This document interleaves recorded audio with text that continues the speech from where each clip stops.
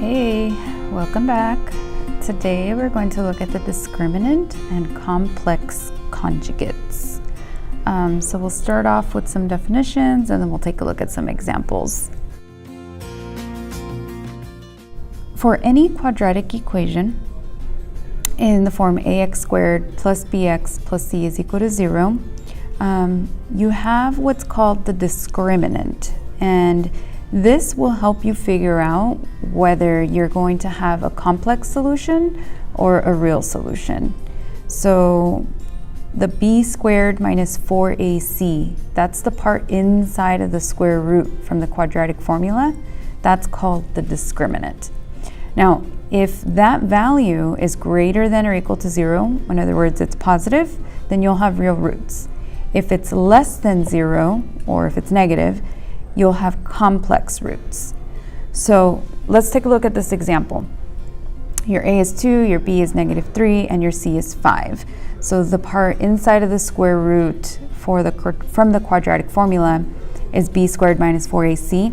You plug those in and we end up with -31, which is negative. This tells me that the equation is going to have two complex roots, and the parabola does not cross the x-axis.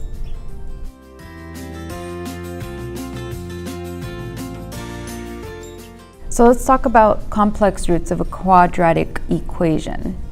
With real coefficients, they will look like a minus bi and a plus bi. They come in pairs, okay? They come in pairs and they're called complex conjugates. Now, if you add two complex conjugates, or if you multiply them, you're always going to get a real number, okay? So let's take a look at an example.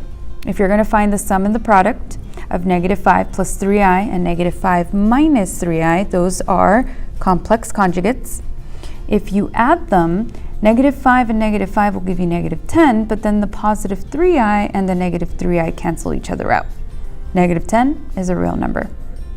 Now, let's take a look at the product. If you multiply them, okay, you get 25, positive 15i, -15i, those cancel out, and -9i squared. Now, don't forget -9i squared, I squared is equal to -1. That was one of our older rules. So again, I got a real number of 34.